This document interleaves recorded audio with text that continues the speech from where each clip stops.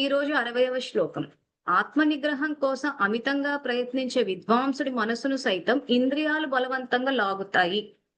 So, ఈ ఆత్మ నిగ్రహము అంటే కంట్రోల్ అన్న పదం వాడుతున్నారు.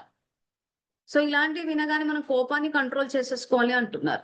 సో, కంట్రోల్ అన్న పదం వాడి నిగ్రహం అన్నది చేసినప్పుడు ఇక్కడ ఏమంటున్నాడంటే ఆత్మ నిగ్రహం కోసం అమితంగా ప్రయత్నించే విద్వాంసుడి మనస్సుని సైతం ఇంద్రియాలు బలవంతంగా లాగుతాయి.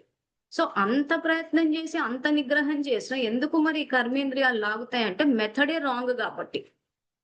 అంటే పాటించిన విధి రాంగ్ అక్కడ. సో, నిగ్రహం అని ఏం చేస్తున్నారు? తిండి మానుకుంటున్నారు. సో, అదే ఈ శ్లోకంలో చెప్పారు. ఏమని? ముందు శ్లోకంలో ఆహారం తీసుకోని వాడికి ఇంద్రియ విషయాలు అణిగిపోతాయి. అంటే చంచలత్వం పోవచ్చు. సో, తిండి ద్వారా కంట్రోల్ చేద్దాం అనుకున్నారు. సో, తినడం మానేశారు. ఇంతవరకు ఓకే. కానీ బయట నుంచి ఆహారము, బయట నుంచి చెత్త, వ్యర్థ సంకల్పాలన్న ఆ భోజనాన్ని స్వీకరించడం ఆపలేదు. దానివల్ల ఏమైపోయింది అనంటే, ఆ ఇంద్రియాలు ఇంకా బలవంతంగా లాగుతూనే ఉన్నాయి. సో, ఈరోజు ఇది తినొద్దు, అది తినొద్దు అని ఏవేవో పద్ధతులు పెట్టేసుకున్నారు. మరి బయట నుంచి మీరు కోపాన్ని తీసుకొని సపోజ్ ఆత్మ నిగ్రహం అన్న విషయానికి కోపం యొక్క ఉదాహరణే గనక తీసుకుంటే కంట్రోల్ అని చెప్పేసి మీరు గనక కోపాన్ని అణిచేస్తే స్ప్రింగ్ లాగా సపోజ్ ఈరోజు ఇట్లా స్ట్రాంగ్ గా కంట్రోల్ చేశారనుకోండి. ఎంత స్ట్రాంగ్ గా ప్రెస్ చేసి ఏ స్టేజ్ లన్నా మీరు తీసారంటే మొత్తం అంతా బౌన్స్ అయితే అవుతుంది. సో మనం వాడాల్సింది ఇక్కడ పదం ఏంటంటే ఇది యాక్చువల్ గా సహజం ఇది. నిగ్రహించడం కాదు. ఆత్మ యొక్క స్వధర్మాన్ని సహజంగా ఆత్మ యొక్క స్వధర్మం ఏంటి? శాంతి. దీన్ని సహజంగా పాటించాలి.